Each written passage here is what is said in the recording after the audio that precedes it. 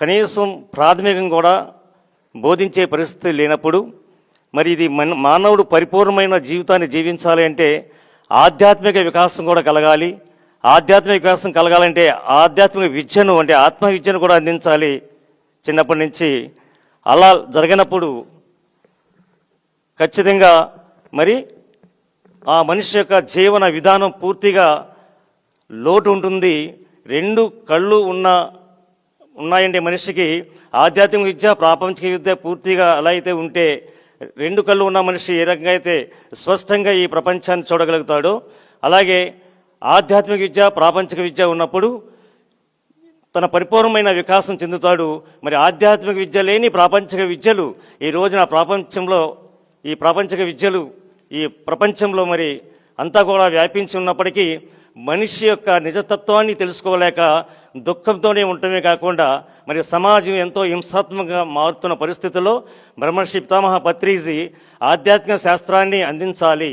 ముఖ్యంగా విద్యార్థులకి యూత్కి అందించాలి. యువ శాస్త్రవేత్తలు మరి రావాలి. యువ శాస్త్రాలు వచ్చినప్పుడే ప్రపంచం ఎంతో అభివృద్ధి చెందుతుంది. బాహ్యంగా ఎలా అయితే అభివృద్ధి చెందుతుందో అలాగే ఆధ్యాత్మిక శాస్త్రజ్ఞులు కూడా యువ శాస్త్రజ్ఞులు రావాలి అనే ఉద్దేశంతో మరి ఒక చక్కటి బ్రహ్మర్షి మరి డాక్టర్ శివనప్ప గారి ద్వారా ఒక కోర్సు డిజైన్ చేయించి అది మన సిస్టర్ సైన్స్ అకాడమీ అని ఏర్పాటు చేసి రెండు తెలుగు రాష్ట్రాలకు ముఖ్యంగా ప్రపంచంలో ఉన్న తెలుగు వారందరూ కూడా హెడ్ క్వార్టర్గా ఇది ఏర్పాటు చేసి ఉన్నారు.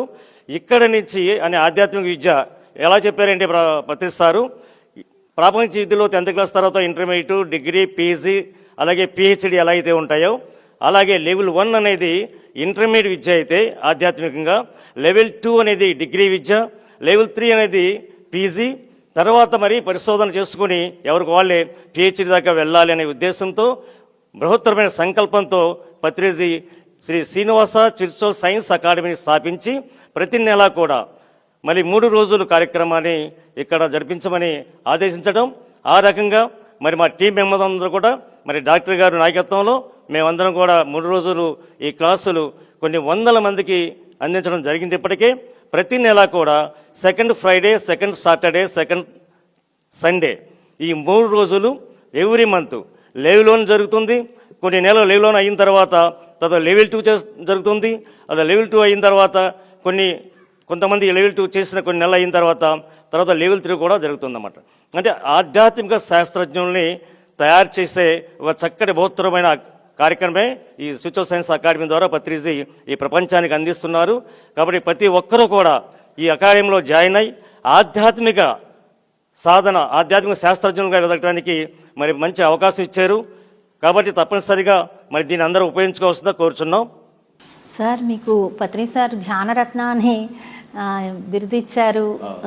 సార్ అప్పుడు మీరు కార్యక్రమాలు చేసిన దానికి సారు ఎంతో ఇష్టంతో ఆ బిరుదు ఇవ్వడం జరిగింది. దాని గురించి వివరాలు. శ్రీశైలం ధ్యాన మహోత్సవాల్లో ధ్యానరత్న అవార్డు ఇచ్చారు పత్రి సారు.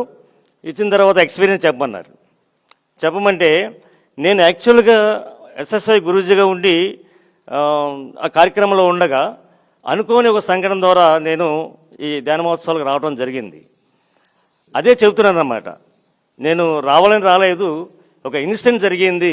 ఆ ఇన్సిడెంట్ వల్ల నేను ఇక్కడ రావాల్సి వచ్చింది, అందుకని వచ్చానని చెప్తే సార్ ఏం చేశారంటే నా చేతిలో ఉన్న మైక్ను అలా తీసుకుని లాగేసుకొని నువ్వు రాలేదు, నేను ఇన్ని లాక్కొచ్చానని చెప్పడం జరిగిందన్నమాట.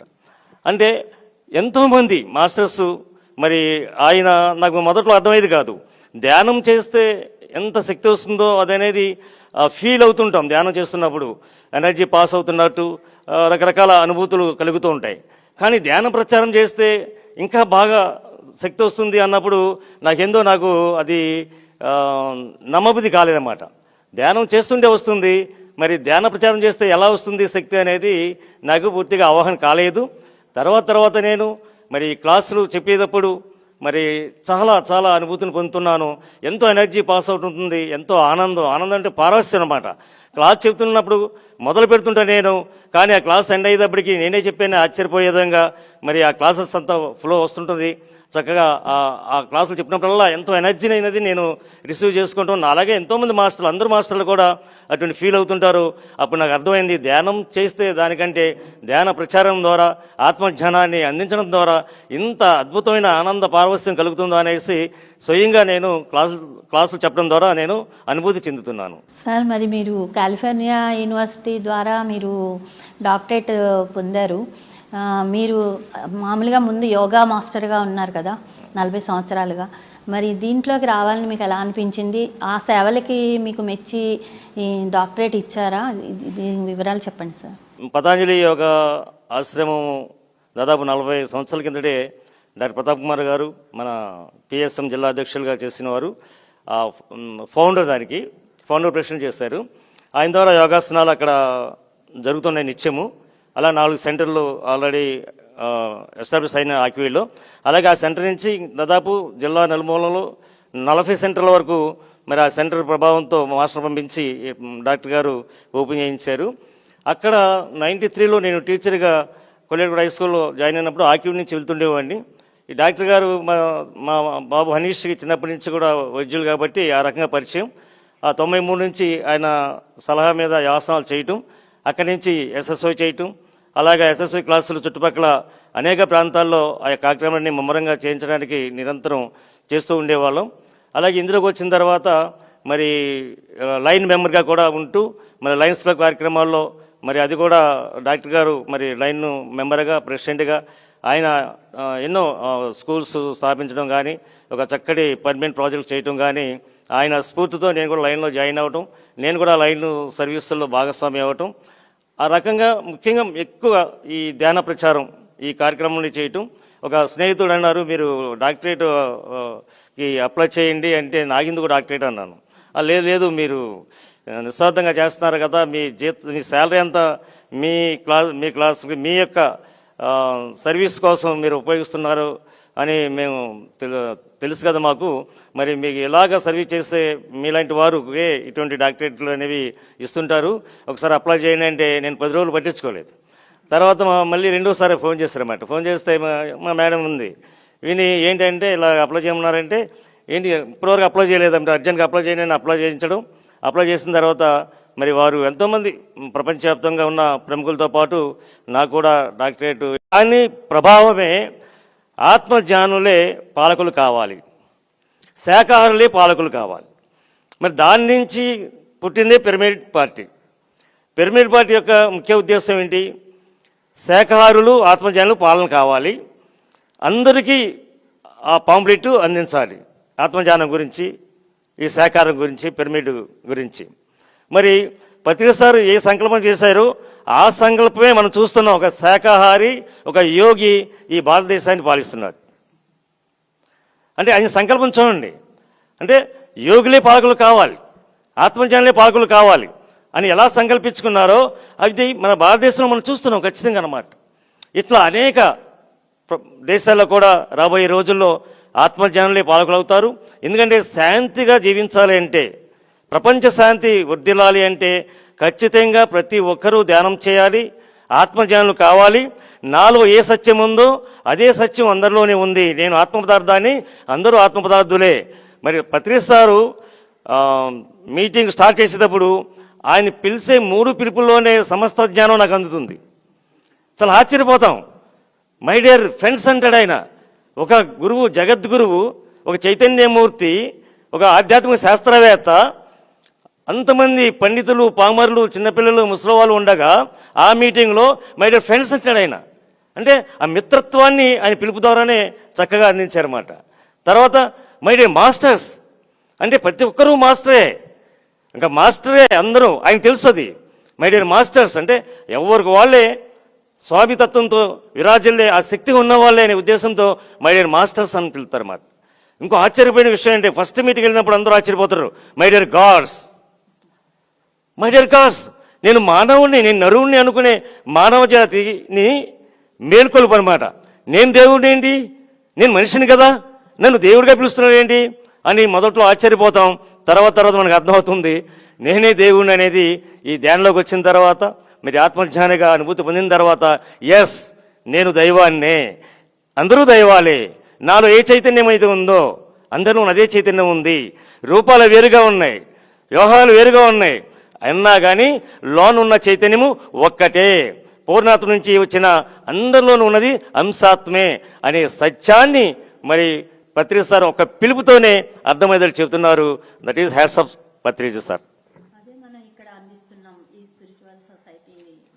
ఈ అకాడమీలో మామూలుగా వన్ డే వర్క్ షాప్స్లో ఏం చేస్తుంటాం, క్లాసులు విన్నాయి కానీ పుస్తకాలు చదివినవి కానీ స్టార్టింగ్ అనుభవాలు చెప్పి ఆ క్లాసులు చెప్పుకుంటూ వెళ్ళిపోతూ ఉండే క్లాసులో. కానీ శాస్త్రీయమైన విశ్లేషణలతో ప్రపంచవ్యాప్తంగా సైన్స్ ఆఫ్ మెడిటేషన్ మీద ఎక్కడెక్కడ రీసెర్చ్లు జరిగినాయి, ఆ రీసెర్చ్ యొక్క సారాంశం ఏంటి, మెడిటేషన్ చేయకముందు ఎలా ఉన్నారు, మెడిటేషన్ చేస్తున్నప్పుడు ఎలా ఉంది, మెడిటేషన్ చేసిన తర్వాత ఎలా ఉంది అనేసి అనేక చోట్ల రీసెర్చ్ చేసి వారి యొక్క రీసెర్చ్ యొక్క వాళ్ళు ఏదైతే ప్రజెంట్ చేశారో అవన్నీ కూడా మరి శాస్త్రీయంగా పవర్ పాయింట్ ప్రజెంటేషన్తో ఇక్కడ చాలా విపులంగా మరి అందులో మరి పత్రిజీ సారు ద్వారా అలాగే శ్రీనివాప గారి ద్వారా మేమందరూ కూడా అందులో ట్రైన్ అప్ అయి మరి లెవెల్ 1 మేము మేడం గారు మేము కొంత మిత్రులు కలిసి మరి లెవెల్ 1 మేము చెబుతున్నాం. అలాగే లెవెల్ 2 శ్రీనివాప గారు, లెవెల్ 3 కూడా ఆయనే చెబుతున్నారు. అంటే శాస్త్రీయమైన అధ్యయనం అనమాట. అంటే శాస్త్రీయంగా ఎలాగ ఆధ్యాత్మిక శాస్త్రాన్ని ఇప్పుడు దాకా గుళ్ళకి వెళ్ళటం లేకపోతే టెంపుల్కి వెళ్ళటం ఇట్లా ఒక ఆధ్యాత్మిక అంటే ఒక భక్తి మార్గం అనేది ఒకటి ఉంది మామూలుగాను. అదన్నీ కూడా ఏంటంటే చక్కగా మెట్లు మాత్రమే. నిజమైన ఆధ్యాత్మిక మార్గం ఏంటంటే మనం ధ్యానం చేయటమే. అందుకే ఉత్తర గీతలో కూడా భగవాన్ శ్రీకృష్ణ చెప్తాడు, పూజ కోటి సమస్తోత్రం స్తోత్ర కోటి సమో జప జప కోటి సమో ధ్యానం ధ్యాన కోటి సమోలయ అనమాట. అంటే పూజలు స్తోత్రాలు జపాలు కోటి కోటి కోటి సార్లు చేస్తే ఎంత శక్తి ఎంత ఫలం వస్తుందో అది ధ్యానం చేస్తే వస్తుంది అనేసి మరి చక్కగా భగవద్గీతలోనే వివరించడం జరిగింది. ఆ ధ్యానంలోకి వచ్చిన తర్వాత మరి ధ్యాన కోటి సమోలయ ఆ లయతత్వంలోకి వెళ్ళాలి, లయమైపోవాలన్నమాట. Physical, mental and intellectual and spiritual bodies అన్నీ కలిసిపోవాలి. శరీరము, మనస్సు, బుద్ధి, ఆత్మ ఆ ఏకత్వంలోకి రావటం కోసం ఈ శాస్త్రీయమైన విధానాన్ని మరి ఇక్కడ చక్కగా పవర్ పాయింట్ ప్రజెంటేషన్ ద్వారా అందించడం జరుగుతుంది. అలాగే మరి ప్రతి స్కూల్లో కూడా అంటే మరి చదువుకున్న వాళ్ళందరూ కూడా రుజువు కావాలి. ప్రూఫ్ ఏంటి, ధ్యానం చేస్తుంటే ఏమొస్తుంది మనం చెబుతాం, వాళ్ళు ఎక్స్పీరియన్స్ చెబుతాం, అది కాదు కావాల్సింది వాళ్ళకి.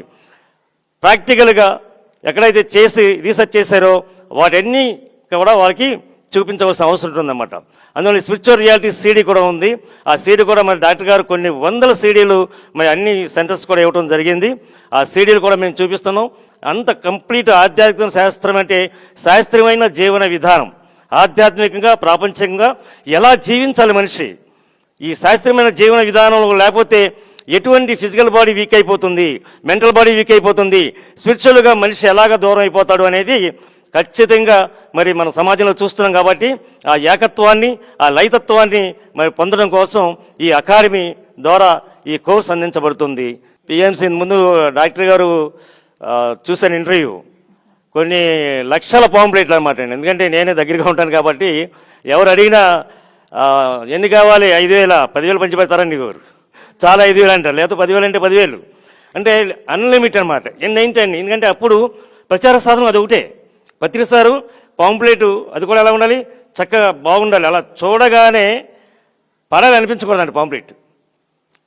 అది చూడంగానే దాని ముందు ఆ పాంప్లెట్ పత్రిక సార్లో జేబులో రూపాయి ఉండదు. ఆయన ఎక్కడ కూడా నిధులు అనేవి లేవు, ఎక్కడ కార్యక్రమాలు అక్కడ వారు మాత్రమే నిర్వహించిన విధంగా మరి అందరికి అలవాటు చేశారు. మరి పిఎంసి కూడా నిధులు లేవు. అప్పుడు మనందరం కలిసి మరి పిఎంసి ఛానల్ ఏర్పాటు చేసుకోవడం జరిగింది. పిఎంసి ఛానల్ ఏర్పాటు చేసుకోవడం జరిగింది. కానీ మరి అది నడవాలంటే ఒక న్యూస్ ఛానల్స్ అయినా అవడానికి చాలా కష్టపడుతున్నాయి. వాళ్ళకి యాడ్స్ అవన్నీ వస్తుంటాయి, కోట్లాది రూపాయలు వస్తుంటాయి వాటికి. కానీ ఇది ఆధ్యాత్మిక ఛానల్, దీనికి యాడ్స్ ఉండవు. ఉన్నా కానీ ఆధ్యాత్మిక సంబంధించిన యాడ్సే ఉంటాయి కానీ ప్రాపంచిక సంబంధించిన యాడ్స్ ఉండవు. దీనికి ఇన్కమ్ సోర్సెస్ తక్కువ. కాబట్టి దీన్ని మళ్ళీ దీన్ని మనం ముందుకు సాగించాలంటే ప్రతి ఒక్కరూ కూడా భాగస్వామి కావాలి ఆర్థికంగా. అలాగే ఎప్పుడైనా 10 సంవత్సరం కూడా మన ఛానల్కి లోకల్ ఛానల్కి అమౌంట్ కావాల్సి వచ్చినప్పుడు ఎవరు తోసింది వాళ్ళు ఇస్తూ ఉంటాం, డాక్టర్ గారు కానీ నేను కానీ ఆకి నుంచి ఇస్తూ ఉంటాం. అలాగే కాకుండా చక్కటి స్కీమ్ పెట్టారు వీళ్ళు. ఆ స్కీమ్లో నేను జాయిన్ అయ్యాను 3 years బ్యాక్. ప్రతి నెల కూడా 1,000 రూపాయలు ఆటోమేటిక్గా కట్ అయ్యే విధంగా ఆ సిస్టమ్ అయితే ఉంది. ఆ రకంగా నాకు తెలియకుండానే ఈ 3 years నుంచి ఒక 1000 రూపాయలు ప్రతి నెల కూడా పిఎంసీకి ఇస్తున్నాను. అసలు నాకు గుర్తే ఉండదన్నమాట. అలాగా ఈ రకంగా కనీసం మనం లక్షలాది మంది మాస్టర్స్ కానీ ధ్యానులు కానీ ఉన్నారు. కనీసం ఒక 1000 మంది 1000 రూపాయల కాడకి మనం నెల కానీ మనం ఇవ్వగలిగితే ఆ పిఎంసీ రన్ అవడానికి కొంత సపోర్ట్గా మనం ఇచ్చిన వాళ్ళు అవుతుంటాం. కాబట్టి ప్రతి ఒక్కరు కూడా పిఎంసీకి ఆర్థికంగా సపోర్ట్ చేయవలసిన అవసరం ఉంది. ప్రతి ధ్యాని కూడా బాధ్యత, ప్రతి మాస్టర్ యొక్క కర్తవ్యం. కాబట్టి ఆ కర్తవ్యాన్ని, ఆ బాధ్యతల్ని మనం ముందుకు తీసుకెళ్దాం. ఈ రకంగా మన పిఎంసీని ఇంకా ఇంకా ఇంకా పత్రిజీ మరి బాడీ వికెట్ చేసినా కానీ మరి అద్భుతంగా శాఖాహారాలు ఎలా జరుగుతున్నాయో, వండే వర్క్షాప్స్ ఎలా జరుగుతున్నాయో అలాగే పిఎంసీ కూడా మరి నిరంతరం జరిగే విధంగా మనందరం కలిసి కృషి చేద్దాం. అందరూ భాగస్వామ్యం కావాలి. ఆర్థిక భాగస్వామ్యం లేకుండా మనం ఏది చేయలేం. కాబట్టి ఆర్థిక భాగస్వామ్యంతో మన పిఎంసీకి మనం సపోర్ట్ ఇద్దామని తెలియజేస్తున్నాను. Thank you.